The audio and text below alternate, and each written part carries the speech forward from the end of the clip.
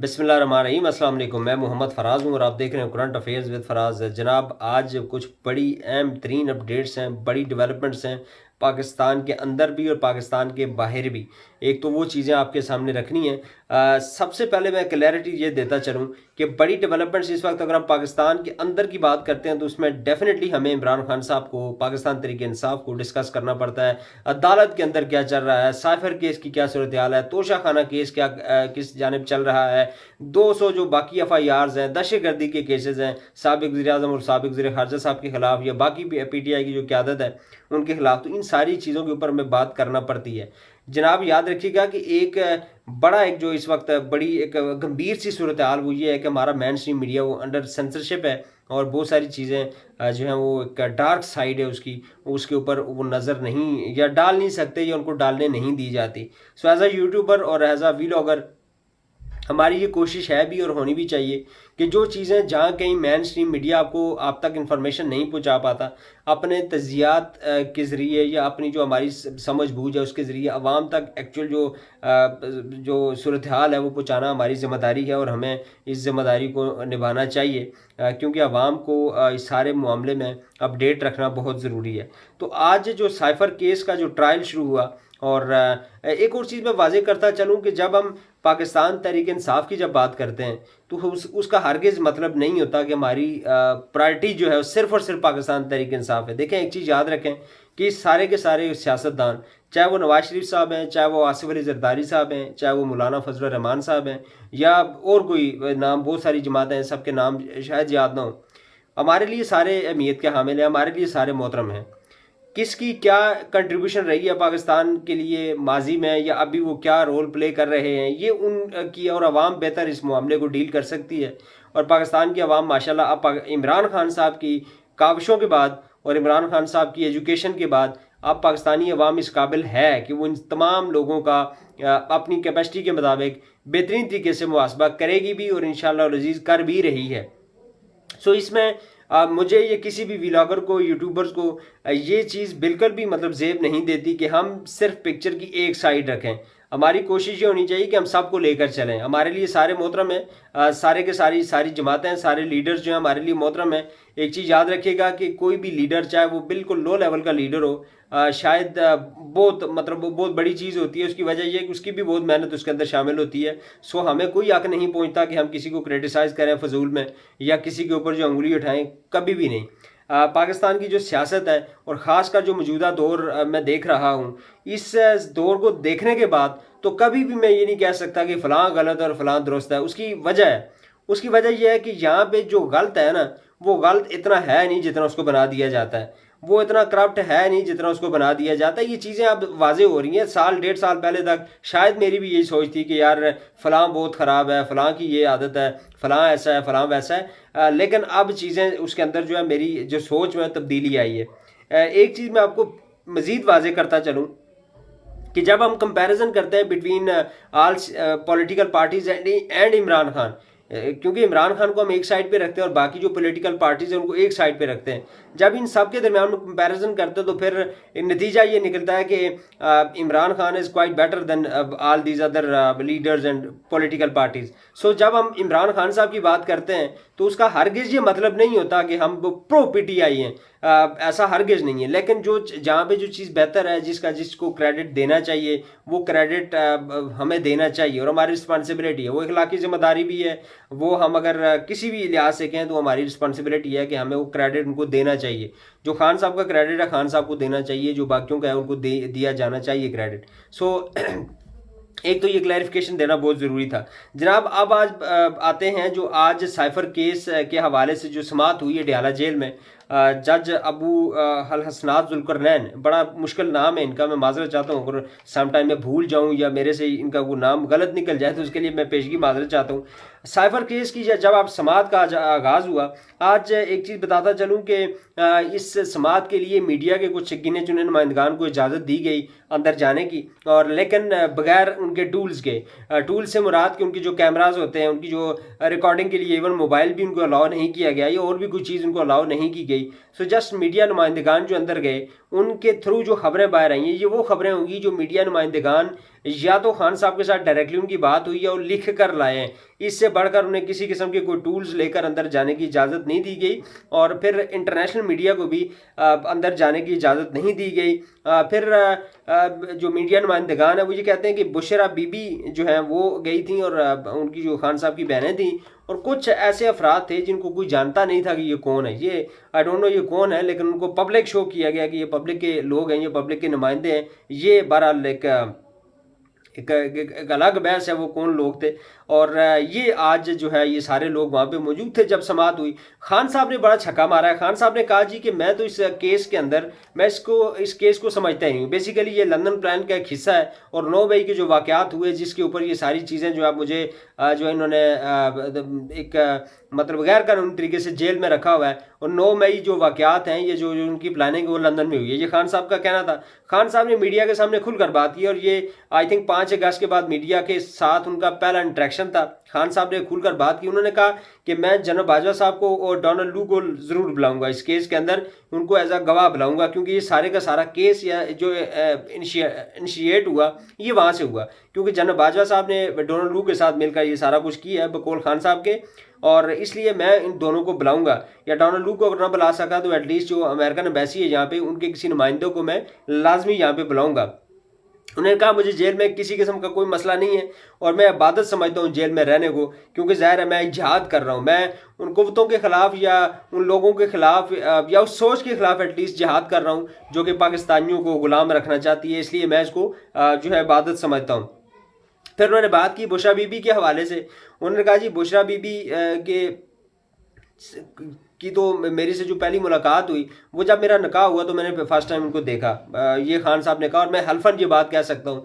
और जो खावर मनिका से जो कहलवाया गया ये उन्होंने कहा वो सरासर ज़्यादती है और बड़ी लग किस्म की बात है और ये बहुत बड़ी ज़्यादती वाली बात है जो उन्होंने कहा, ये गलत किया। फिर उन्होंने कहा कि मुझे गिराने के लिए इन्होंने मुल्क की अच्छी खासी चलती हुई इकानमी को 6.17 से जो इकानमी स्पीड से वो ग्रो कर रही थी उसको 0 पर ले आए हैं और अभी भी इनका जो इनकी जो एक इंतकाम है वो ठंडा नहीं हो रहा। उन्होंने कहा कि इलेक्शन तो हम हर सूरत जीतेंगे। वो कहते हैं जी लिख कर आप ले लें कि पाकिस्तान तहरीक इंसाफ ये इलेक्शन जीतेगी और मुझे डर है कि जो पॉपुलैरिटी इस वक्त पाकिस्तान तहरीक इंसाफ की है उस पॉपुलैरिटी को सामने रखते हुए ये कहीं भाग ना जाएं, ये खान साहब का कहना था। जनाब आज फिर जो इस केस मुकदमे की जो नकूल हैं वो खान साहब और शाह महमूद कुरैशी साहब के वकला को दी गई हैं, उनको भी प्रोवाइड की गई हैं और अब 1 हफ्ते के लिए इस केस की समाअत मुलतवी कर दी गई है। अब 12 अगस्त को दोबारा इसकी समाअत होनी है। लेकिन वाकफान हाल ये बताते हैं, नुमाइंदगान भी ये बताते हैं, तजियाकार भी ये कह रहे हैं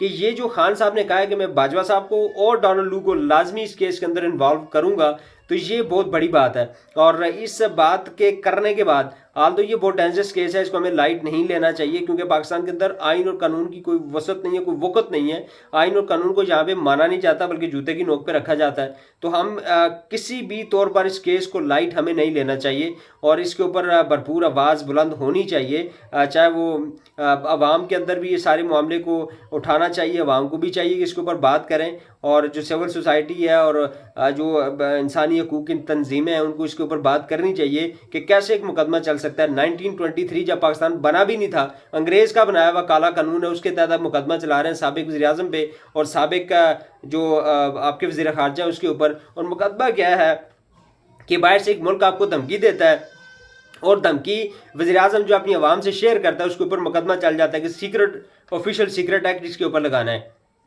ये बड़ी अजीब बात है और बिया का पाकिस्तानी मुझे बड़ा इस पर शर्म महसूस होती है कि यार 1923 का बना हुआ कानून, या तो हमने अपना कानून बनाया हो, क्योंकि ये 1923 का कानून इसलिए कह रहा हूँ कि कल जज जो इस साइफर केस की समाअत कर रहे हैं उन्होंने खुद कहा है, शाह महमूद कुरैशी साहब के जो पिछली समाअत थी, सॉरी कल नहीं, जब शाह महमूद कुरैशी साहब ने उनसे कहा कि आप मुझे ये बताएं कि आप किस एक्ट के तहत ये मुकदमा चला रहे हैं, 1923 के तहत या वो एक्ट जो कि रिसेंट इस असम्बली जो पिछली फ्रॉड असम्बली थी उसने जो पास किया और उसको सदर मुमलिकत ने उसको वापस भेज दिया था, आप किस एक्ट के तहत? तो जज साहब ने कहा कि 1923।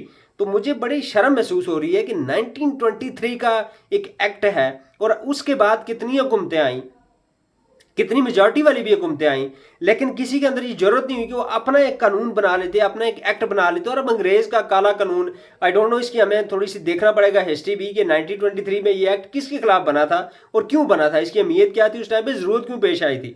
तो इन सारी चीज़ों को जब सामने रखते हैं तो फिर एज अ पाकिस्तानी यकीन जाने की शर्म की बात है। बहरहाल ये केस को हमें सीरियस लेना है और इस केस को हमें किसी भी सूरत लाइट नहीं लेना चाहिए। खान साहब के लिए ये केस बड़ा डेंजरस भी हो सकता है। मतलब पाकिस्तान के अंदर, जैसे मैंने पहले कहा, कि आईन कानून की वक्त नहीं है और जहाँ पे आईन कानून को जूते के नोक पे रखा जाता है, तो ऐसे में इस केस को हमें सीरियस लेना पड़ेगा। दूसरी तरफ जनाब इलेक्शन कमीशन ऑफ पाकिस्तान को 17 अरब रुपए दरकार हैं इलेक्शन करवाने के लिए, जबकि अभी तक 10 अरब रुपए टोटल गवर्नमेंट को की तरफ से दिए गए। इलेक्शन कमीशन जो है वज़ीर आज़म को तफसीली खत लिखकर इस हवाले से आगाह करेंगे। लेकिन जो अभी जो बिल्कुल लेटेस्ट तरीन न्यूज़ है उसके मुताबिक गालिबन गवर्नमेंट ने ये कह दिया है, जो निगरान हुकूमत है, कि हम इलेक्शन कमीशन ऑफ पाकिस्तान को पैसे देने के लिए तैयार हैं। इसके अलावा जनाब जो पाकिस्तान से एक और बड़ी, और ये ब्रेकिंग न्यूज़ आप इसको कह सकते हैं, कि नून लीग को बहुत बड़ा झटका पड़ा है। नून लीग के अंदर इस वक्त टूट फूट शुरू हो चुकी है। नून लीग के टिकट्स जो है वापस होना शुरू हो गए हैं। लोगों ने टिकट वापस करना शुरू कर दिए हैं। ये जिसको टिकट ऑफर की जा रही है वो टिकट एक्सेप्ट नहीं कर पा रहा। जावेद हाशमी साहब, आपको पता है जावेद हाशमी साहब मुल्तान से बहुत बड़ा एक नाम है और नून लीग के लिए बड़ी उनकी खिदमात हैं। थोड़े टाइम के लिए पीटीआई के अंदर भी आए थे, लेकिन पीटीआई में ये नहीं रह सके क्योंकि खान साहब के साथ चलना मुश्किल है। खान साहब आकुर सच पे चलने वाले शख्स हैं, बिल्कुल स्ट्रेट आदमी है। पाकिस्तान की बात करते हैं, पाकिस्तानियों के हकूक़ की बात करते हैं, तो उनके साथ चलना जो है वो सियासतदान का थोड़ा सा मुश्किल इसलिए है कि सियासतदान के अंदर लचक होती है। वो मतलब अगर मैं आपको अपनी इंटरप्रिटेशन बताऊं कि सियासत का नाम क्या है, तो मौजूदा जो सियासत है इसको मैं मुनाफिकत से तशबीह देता हूँ, सॉरी टू से, क्यों ये सियासत के अंदर मुनाफिकत बहुत ज़्यादा है। सियासी आदमी जो आपको ज़्यादा मीठा लगेगा वो दिल का इंतहाई काला इंसान होता है। सीधी सिंपल बात है। इसमें अगर किसी को बुरा लगता है तो एक नहीं 1000 दफ़ा लगे। तो जावेद हाशमी साहब कप्तान के साथ नहीं चल सके, छोड़ के चले गए थे। जावेद हाशमी साहब का एक इंटरव्यू मेरी नज़र से गुजरा समा न्यूज़ के ऊपर, वो बोल रहे थे, उन्होंने कहा जी कि नवाज शरीफ साहब मुझे टिकट की ऑफर कर रहे हैं और मैं ये टिकट नहीं ले रहा। उन्होंने कहा मुझे पता है कि पाकिस्तान तहरीक इंसाफ के साथ 70% वोटों की इस वक्त कुव्वत है और मैं कैसे ये टिकट ले लूं। उन्होंने फिर नवाज शरीफ साहब से सवाल किया कि नवाज शरीफ साहब पहले मुझे आप ये बताएं कि आपको टिकट कौन देगा, मतलब आपके अंदर ये मैं कैसे आपसे टिकट ले लूं कि आपका अपना टिकट ही कन्फर्म नहीं है, आपको टिकट कौन देगा। उन्होंने कहा कि जो नून लीग के जो उम्मीदवार हैं उनकी लिस्ट कहीं और जाएगी, पहले वहां से अप्रूवल के बाद, उसके बाद इलेक्शन लड़ने, फिर नून लीग के पास आएगी कि आपने इनको टिकट जारी करना है। तो जो जावेद हाशमी साहब ने कहा कि मुझे टिकट आप जो देना चाह रहे हैं मैं वो टिकट लूंगा नहीं, क्योंकि मुझे तो ये रिटर्न ऑन दी वॉल, ये बिल्कुल दीवार पे लिखा हुआ नजर आ रहा है कि जो 70% वोट है वो सिर्फ और सिर्फ पाकिस्तान तहरीक इंसाफ के पास है, तो मैंने टिकट लेकर क्या करना है। और फिर नवाज शरीफ साहब को कौन इस हवाले से टिकट देगा कि वो इलेक्शन लड़ सकें, क्योंकि लिस्ट तो कहीं और बन रही है। तो ये सारी चीज़ें जावेद हाशमी साहब ने कही हैं। और फिर दनियाल अजीज साहब खुलकर पार्टी के खिलाफ जो है बात कर रहे हैं, वो भी जो है बोल रहे हैं कि यार ये क्या हो रहा है। आपने देखा होगा शायद खकान अब्बासी साहब हैं और बहुत सारे लोग जो ज़मीर जिनका जिंदा है, तो वो ये बात कर रहे हैं कि पाकिस्तान तहरीक इंसाफ के पास इस वक्त वोट की असल पावर है और उसी के उसकी उस पावर का या उसकी जो उसके बाद मैंडेट है, आवाम जो उसके पर एतमाद करती है, तो उसको हमें जो है वो इज़्ज़त की नज़र से देखना चाहिए। जनाब आज इस पाकिस्तान तहरीक इंसाफ के 9 मई के बाद जो LTA ने दफ्तर सील कर दिया था लाहौर में पाकिस्तान तहरीक इंसाफ का, वो दफ्तर आज अदालती अहकामात के बाद खोल दिया गया है और वहाँ से सियासी सरगर्मियों का आगाज़ हो गया है। अच्छी खबर है पाकिस्तान तहरीक इंसाफ और ख़ासकर लाहौर और पंजाब के लिए। चलास में बस पर हमले में 9 अफराद की शहादत जो हुई है, ये एक बहुत बड़ा अलमिया है कि इस एरिया में अगर हमेशा ये होता है और ये बड़ा डेंजरस एरिया है, तो यहाँ पे क्यों नहीं सिक्योरिटी चौकियाँ जो है कायम की जाती, सिक्योरिटी जो चेक पोस्ट है वहाँ पे क्यों नहीं कायम की जाती, या इसका कोई सद्देबाब के लिए कोई एक लॉन्ग टर्म सोल्यूशन इसका क्यों नहीं निकाला जाता है। ये एक दफ़ा नहीं हुआ, इस एरिया में काफ़ी दफ़ा इस तरह के वाक़यात हो चुके हैं। तो मेरे ख्याल में इस पर सोचना चाहिए, हमारी जो सिक्योरिटी के लोग हैं, सिक्योरिटी इस्टेब्लिशमेंट है, उनको चाहिए कि इसके ऊपर कोई बड़े लेवल की प्लानिंग करें। कि कई दफ़ा हो चुका है इसमें, मेरे ख्याल में कोई हमारे फौजी जवान भी शहीद हुए हैं, 2 या 3 फौजी जवान भी इस मामले में शहीद हुए हैं, सिविलियन भी शहीद हुए हैं। तो ये ज़ाहिर है जिनके शहदा हैं, जिनके घरों के चिराग बुझ गए, उनसे कोई आज जाकर पूछे कि उनके ऊपर क्या गुजर रही है और कैसे उनका घर का निज़ाम चलेगा। तो इस मामले को मेरे ख्याल में बड़ा सीरियसली देखने की ज़रूरत है और इसके ऊपर नज़र दुरानी चाहिए। ये तो जनाब थी पाकिस्तान की अपडेट्स के पाकिस्तान में क्या चल रहा है। जनाब दूसरी तरफ आपको पता होगा कि जो मिडल ईस्ट में इस वक्त आग के शोले भड़क रहे हैं और इसराइल ने जो गज़ा के ऊपर जो बमबारी दोबारा शुरू कर दी है, चूँकि जो एक सीज़ फायर था, 3-4 दिन तक ये सीज़ फायर रहा, 5 दिन या हफ्ता मेरे ख्याल में, तो वो सीज़ फायर अब ख़त्म हो चुका है और इसराइल ने गज़ा पर बमबारी दोबारा शुरू कर दी है और 1000 से ज़ायद फ़लस्तीनी शहीद हो चुके हैं पिछले 2 दिन के दौरान, जब से जो इनकी ख़त्म हुई है, सीज़ फायर ख़त्म हुआ है। और इसराइल को बहरहाल इस मामले में काफ़ी मार पड़ रही है और अमेरिका, जनाब इस सारे मामले में ना इसराइल को काफ़ी मार पड़ रही है। वैसे गज़ा में जो बमबारी वो कर रहा है, ज़ाहिर है वो सिविलियन को अटैक कर रहा है, उसके ऊपर तो हमास उसकी भी वहाँ पे भी ठुकाई कर रही है, वो एक अलग इशू है। लेकिन इस मिडल ईस्ट के अंदर इस वक्त जो इसराइल की सूरत हाल है वो बड़ी अजीबोगरीब सी है। यमन की तरफ से इसराइल को काफ़ी मार पड़ रही है और यमन ने अभी हालिया जो है पिछले तकरीबन 2 दिन के दौरान 2 इसराइली जो जहाज़ हैं, बहरी जहाज़, उनको डुबो दिया। उनमें एक है नंबर 9 नामी एक जहाज़ है और एक है यूनिटी एक्सप्लोरर नामी जहाज़। इन दोनों को यमनी फ़ौज ने मार दिया है। एक पे ऊपर उन्होंने मिसाइल मारा और दूसरे को ड्रोन से हमला करके उसको उन्होंने डुबो दिया है। उसके अंदर हमले के जितने अफराद थे या लोग थे वो सारे के सारे भी मारे जा चुके हैं। अच्छा, अमेरिका क्यों नहीं बचा पा रहा? हालांकि अमेरिका की बहुत बड़े लेवल पे डिप्लॉयमेंट है यहाँ पे मिडल ईस्ट में। अमेरिका की बहुत बड़ी जो डिप्लॉयमेंट है वो है, और कहाँ डिप्लॉयमेंट है ये मैं कुछ डिटेल्स आपके सामने रखता हूँ। लेकिन इस सबके बावजूद अमेरिका जो है कुछ नहीं कर पा रहा और यमन की फ़ौज जो है उन्होंने काफ़ी ठुकाई की है इसराइल की। इसराइल, चूँकि इसराइल के पास अपना कुछ भी नहीं है, इसराइल सारी चीज़ें, इवन खाने पीने का जो इनकी चीज़ें हैं वो भी मोस्टली बाहर से लेकर आते हैं और समुद्री रास्ते का ज़्यादा इस्तेमाल करते हैं। लेकिन ये जो एरिया है ना, ये जहाँ पे यमन का, मैं थोड़ा सा आपको मैप से समझाऊंगा और मैप अपनी वीडियो में लगा भी देता हूँ, वो देख लीजिएगा कि रेड सी का जो एरिया है, ये सारा एरिया जहाँ से इसराइल की तजारत होती है या इसराइल के जहाज़ों का आना जाना होता है, वहाँ पे वो सारा एरिया, वहाँ पे यमनी फ़ौज के ज़ेर कंट्रोल है और यमन की वहाँ पे अच्छी खासी प्रेजेंस है। यमन ने वहाँ पे 2 जहाज़ों को मार कर डुबो दिया है और उसमें हमले के लोग भी मारे गए।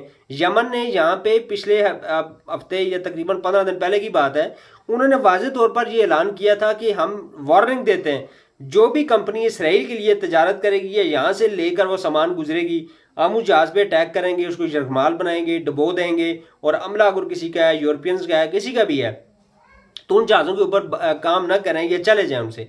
लेकिन उन्होंने प्रैक्टिकली कर दिया है। अब शायद उसको सीरियस नहीं लिया गया या कुछ भी है, लेकिन उन्होंने प्रैक्टिकली अब कर दिया कि 2 जहाज़ों को उन्होंने डुबो दिया है। अब अमेरिका, चूंकि सारे इलाके में अमेरिका की बहुत हैवी डिप्लॉयमेंट है और मिडिल ईस्ट में अमेरिका की बहुत बड़ी तादाद में फोर्सेज हैं, उनके बेसेज हैं, लेकिन उसके बावजूद वो इसराइल को नहीं बचा पा रहे। और अमेरिका के अंदर भी इस वक्त बड़ी आवाज़ें उठ रही हैं, वो भी डिटेल्स आपके सामने मैं रख रही हैं।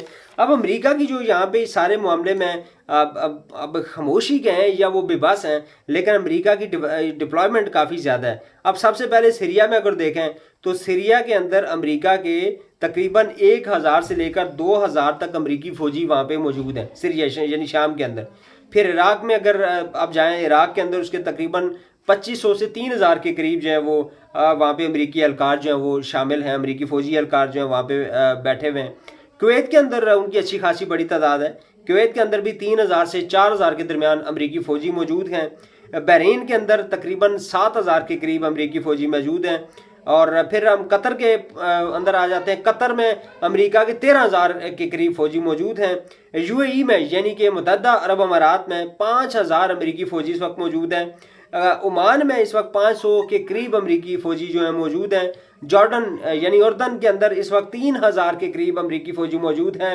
सऊदी अरेबिया के अंदर 3000 से लेकर 4500 तक अमेरिकी फ़ौजी मौजूद हैं। लेकिन इस हैवी डिप्लॉयमेंट के बावजूद अमेरिका क्यों इसराइल को नहीं बचा पा रहा? उसकी वजह रेड सी का जो एरिया है, ये तो चूँकि सारा ऊपर जो समुंदर है, ओपन सी में, वहाँ पे है, लेकिन जो रेड सी का एरिया है जहाँ से इसराइल की मोस्टली तजारत होती है, वो एरिया यमन के ज़ेर कंट्रोल है और यमन की फोर्सेस का यहाँ पे बड़ी हैवी डिप्लॉयमेंट है और उस एरिया को यमन की फोर्सेस टारगेट कर रही हैं। और इसराइल को अगर इसी तरह टारगेट्स उसके ऊपर जारी रहते हैं तो आने वाले दिनों में इसराइल के लिए, इकॉनमी के लिए बहुत बड़े मसाइल का उनको सामना करना पड़ेगा और इसराइल को की इकॉनमी को बहुत बड़ा धचका इससे लगेगा।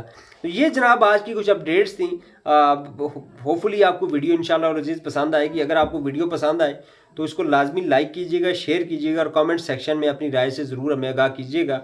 और कहाँ पे बेहतरी लाई जा सकती है, कहाँ पे चीज़ों को बेहतर किया जा सकता है, ये अपने कमेंट सेक्शन में ज़रूर बताना है। और अगर वाकई में वीडियो आपको पसंद आए तो वीडियो को लाइक और शेयर करना मत भूलिएगा। अगर आप मुझे फेसबुक पेज पे मुलाज़ा करें तो मेरे पेज को लाइक और शेयर करना मत भूलिएगा। अल्लाह ताला हम सब का हामी और नासिर हो। अस्सलामु अलैकुम वरहमतुल्लाहि वबरकातुहू।